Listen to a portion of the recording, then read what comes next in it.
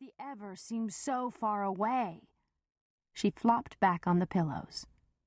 I don't want to go to school. That's all there is to it. What would you do if you didn't go to school? Ever practical, Grace unplaited her daytime braids with graceful fingers. I could help Bestamore at the boarding house, or work for Penny in the store since Rebecca will be back in school.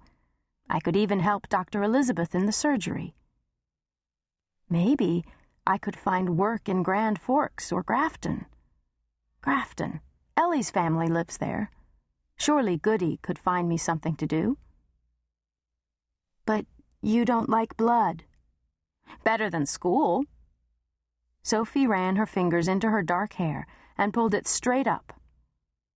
Maybe I should cut my hair into a fringe. Now that would be an adventure. I saw it in a magazine. It's the latest rage. If I get the scissors, will you help me? But your hair waves back so beautifully, not like mine. Grace pulled a hank of what she called mouse-brown hair over her shoulder and waved it at her sister. She'd gone back to braiding it to keep it out of her way. Be right back, Sophie signed with flying fingers as she leaped off the bed.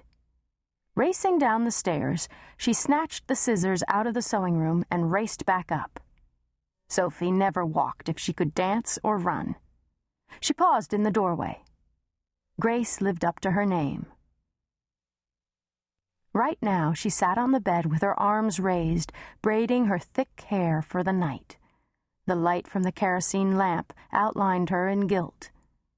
If I leave, or rather, when I leave, what about Grace? How will I live without her? Yet I know she won't want to go along. Grace loved school, loved being at home, loved helping their mother with the deaf school. Her patience with the new students was never ending, forming their fingers into signs that would free them from their silent prison. After all, she had once been where they were. She understood. Sophie crossed to stand in front of the mirror. Did she dare cut her hair? Just a few strands right in front. She tried folding her hair to hang short in front on her forehead, to give her an idea what it would look like. She turned without thinking so that Grace could read her lips. Would you help me, please? Hadn't you better think on it more? No. At least I will look a little different. Hold the hair in back so I can drop just the ends over my forehead. Grace did as she asked and looked over her sister's shoulder to stare into the mirror. Their eyes met, Sophie's dancing with the thought of such daring. Grace's caught in a question mark. I'm going to do it. Sophie handed Grace the scissors. I'll hold the comb, you cut. No, if you want them short, you cut. I know. You cut mine, and I'll cut yours. Sophie whirled, and with the comb, tugged a few strands of Grace's hair loose from the night braid. While the two girls looked much alike in stature, Sophie had a wider forehead, an upturned nose, and darker eyes to match her hair. Grace's face was more oval, with a straight nose and dreamy gray eyes with thick lashes. While Grace called her hair mousy, Sophie referred to it as tawny, shot with gold. Together they decided to call Sophie's hair nutmeg with cinnamon trails. They'd been on a spice-searching mission that day, with Sophie dreaming of the lands that grew the spices they used to flavor food.